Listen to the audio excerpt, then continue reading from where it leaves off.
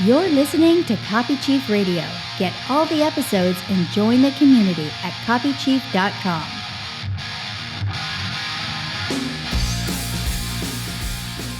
Hey friends, welcome. It's Kev. I appreciate you being here. I'm talking to Ben McLellan today. Ben's got a cool background and covers something that I don't think gets talked about enough, man. And that's client experience. You know, as freelancers and copywriters, this is huge. I had to learn this kind of the hard way. Like I care a lot about my clients, but I was doing stupid things like not following up enough and things like that. And so this topic is important to me because I had to learn it the hard way myself. And I coach other copywriters how to do this well, but there's always a lot to learn about this. And Ben was the director of client success with Traffic and Funnels, who you guys probably know are a behemoth in the industry, run by Taylor Welch and Chris. What's Chris's last name? Why can't I think of it? Chris Evans. Chris Evans, of course. Sorry, Chris. I know you listen to every episode. I'm gonna get offended. Yeah. Ben, it's good to meet you, man. I want to mention your book, which is Customer Success Manifesto. They can get that at ravingfanbook.com. So how did you get tied into this world of making clients happy? So first, thanks so much for having me on. I've of course known about you for years. I've seen your ads in my feed and I know you through Max, of course, but I was kind of going through the podcast and just trying to get a sense of like, all right, who is the audience and how's this conversation going to best serve who would listen in here? But it was funny, you mentioned starting as a comedian, and I was like, oh man, this is going to be great because I didn't start as a comedian, but I love humor. I was like class clown and all that kind of stuff. So I was like, oh, I'm excited just to talk from that perspective. Yeah, have some good laughs. But anyway, to answer your question.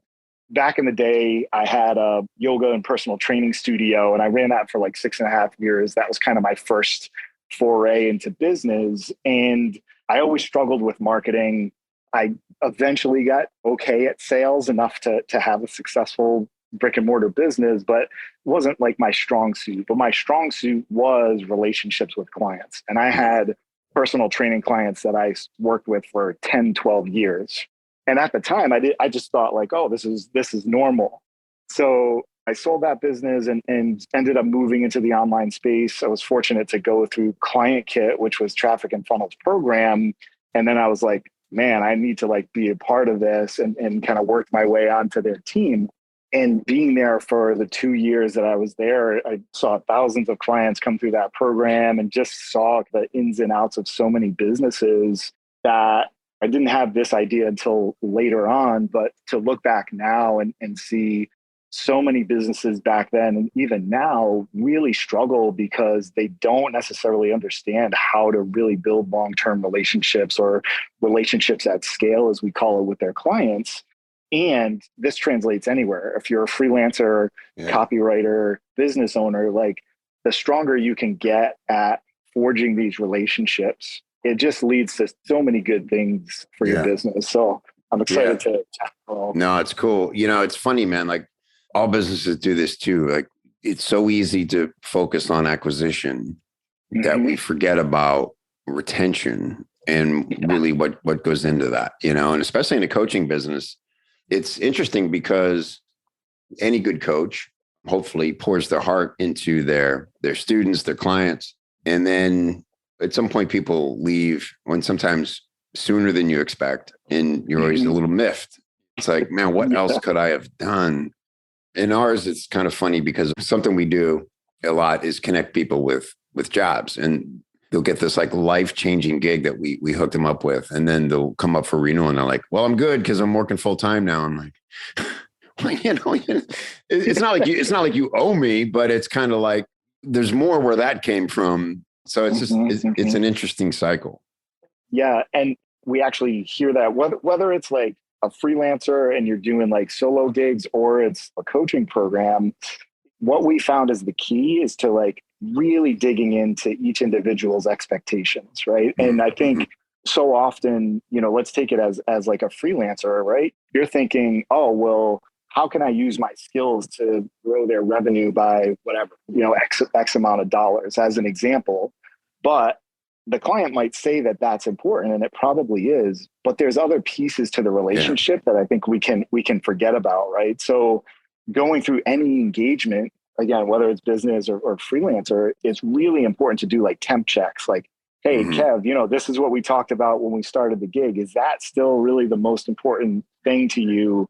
Is there anything else, And I think we kind of forget, because it's like, well, this is the goal, and I'm just going to like laser focus on getting to that goal. And sometimes the goal changes and no one talked about it. Right. We go in 90-day sprints in a 6-month commitment, because to me, 90 days is like when the amount of time it takes to get something done, to gain clarity, because, people are, in our case, freelancers, they're busy doing that. And we want to make it manageable for them to make progress. Right. And so every 90 days, we do a check-in and review that, which seems to help. Is that the kind of thing you're talking about? I was like, let's make sure we're not just going on old assumptions of what we both think is the goal here. Yeah, 100%. In fact, I was talking to an owner the other day. She's just a friend, so I was kind of, giving her some quick advice, but she was asking like, okay, I don't want to do a bunch of one-to-ones. How can I do this in a leveraged way in terms of check-ins? And something we focus on in any client journey is like, okay, when someone starts with you, those first 30 days are actually really pivotal, because it can make or break. We see fulfillment as a continuum, right? So on one side, there's buyer's remorse. On the other side, there's buy-in. And we want to do everything we can without putting all of our team resources into it to help them stay in the buy-in side of the continuum. And one simple way you do that is just like touch points. So it could be a 3-minute Loom. It could be a message in a Facebook group. There's various ways to deliver that. But let's say you check in, or someone on your team checks in with clients day 14. Hey, how's it going? Are you clear on the actions? Are you stuck anywhere? Those kinds of simple things can actually really have a massive positive impact on not just the client experience, but like them staying, them referring people, them getting better results. So I love the 90-day time frame. It's also finding those key places within that you guys can touch on the client and make sure they're in action, essentially. What would you say are like some of the small things that get overlooked? Like, let's just say, even if it's not a coaching scenario, like I'm a freelancer and I have multiple clients, what are the kind of things that go a long way? So the biggest one is onboarding. If your onboarding isn't smooth, it doesn't need to be complex, but if it's not super smooth and creates clarity for the client, they're going to be in buyer's remorse even more than we just naturally are as humans. So make sure your onboarding is like super smooth. And all that means is like, make sure they know how support works or what your communication cadence is going to be. Make sure you're all on the same page in terms of goals, and then make sure that you're following through on what you talked about. That's, I think, a big weakness in the online space is people just being like grounded and actually following through on what they say they're going to do. And then it's like, you could be the freelancer and you're like, well, I'm hard at work, like writing this copy, and I'm, working my ass off. And it's like, well, if the client hasn't heard from you or gotten any kind of an update, they don't know that. Like, they can't just assume that you're doing the stuff. So the communication. Dude, that's a huge one. I'll tell you a funny thing. Like, I messed this up so many times when I was freelancing that I came up with one day it hit me what was going on, because, that's exactly what happens, right? You have this great onboarding thing. You're getting all this information from, and my favorite thing was like the deep dives. I would do at least one, if not 2 or 3 deep dives with the client. And I want to know everything. Tell me the whole story. Why did you start this business? Why? And to hear them get excited and remember why the heck they started this business and what problems they were out to solve. And they get excited and everybody's excited, right? And then you go, okay, I think I got everything I need. I'm going to go write for a couple of weeks, and then, I'll have something for you. And then, 7, 8 days into that, you get that email that goes, hey, just checking in, like everything going okay? And you're like, and then I realize, okay, here's what's going on. It's like dating, right? For you, the process, but like you said, you haven't communicated to them. And so for them, it feels like they met this great person who's so into them and like so interested in them, right? And then some time goes by, and then their friends are like, hey, whatever happened with that copywriter? And you're like, I don't know. I haven't heard from him. They're like, really? That's weird. They're like, is it? Yeah, maybe that is weird. Yeah, that's 100% it. That's it. Honestly, in any kind of done for you setting, this was probably the biggest complaint I hear is that the communication wasn't great. So that's even something to address in the onboarding is like, hey, for you, what does great communication look like? Because if we try and do that cookie cutter, every client's going to be a little different, right? And it's not like we want to change our processes and our systems for every client. I don't mean that, but like understanding how does this client's mind work? Oh, okay, this person is going to benefit from a weekly check-in from me. This person, every 2 weeks, like they're cool, and obviously over time you build more trust and you can adjust your check-in cadence and stuff. But yeah, that's a huge one. Yeah.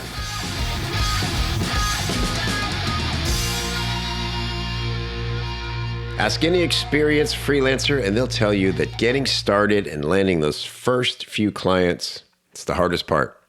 If you're struggling to find consistent work, you want to build more confidence in your skills, or you're just starting out in your freelance journey, don't worry.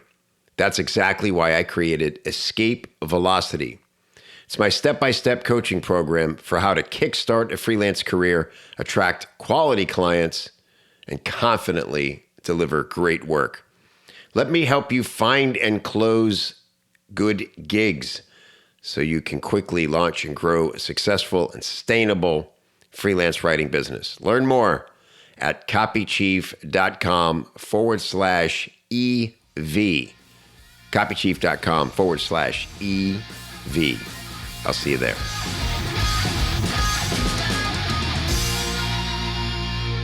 Sometimes too, like depending on the size of the company, I learned to get clear who's my point of contact. Because in the beginning, and then just email me and we'll book our call, whatever. And then a sudden they're not getting back to you, and you realize you need to be writing their assistant or the marketing manager or something, right? Like so, just little things like that. That again, what I love about what you're doing is you can save people from the embarrassment and the fallout of having to learn these things the hard way and just do them right out of the gate. Yeah. And one quick tactical thing too, if you're doing calls with your client, always have a next call scheduled. Like just get something on the calendar. Yeah. You can always cancel it or move it, but have that like point, because then they know like, oh, okay, I'm going to talk to so-and-so on this date at this time. It's super simple, but it can help a lot with like reducing the client's anxiety. And the other point is just like, I could be wrong here, but I think a lot of freelancers don't love the sales process, right? In terms of their own business. Right. So it's like the more they can implement these simple things, like their client LTV is going to go up. They won't need as many new clients. They'll get more referrals. And so it has that nice compounding effect where it's like, oh, I actually don't have to do a ton of marketing and selling of my services because, I'm meeting my clients' expectations. Yeah, it's really good. Really good idea. And, it helps to become a client whenever possible. This is why one of the hidden benefits of hiring a virtual assistant, which I think most freelancers wait too long to do because it's affordable, and is that it helps you. If you hire a good one, they dazzle you with the onboarding and you're like, oh, these are things I could be doing. And so you have to sit on the other side sometimes to like really see how much better it could be. Yeah, I think that's a great point. And it's tough doing what we do because I'm like so critical of everyone's customer service. But at the same time, when you have a great experience, it's like, I'm still learning about customer experience. It's like, oh, wow, this is what made this experience really great for me. How can we share that with, the people we're helping? So it is kind of that inception idea, which is powerful. Are you the kind of guy who goes in a restaurant if there's the host is missing and you're just like looking at your watch and it's been four, do you realize we've been standing here 4 minutes and I haven't talked to a human? Yeah. So I don't externally, I stay kind and all of that, but it's like, I have this checklist in my mind. I'm like, well, their welcome sucks. Their onboarding's not very good. The support system really blows here. So there's definitely that internal dialogue. Yeah. It's because you're rooting for people to do better. And you're like, this could be really easy. Like remember, like, especially after COVID, like, everybody was so short-staffed. You just had to be super patient. But it was like, that really pointed out like all the pain points that can exist.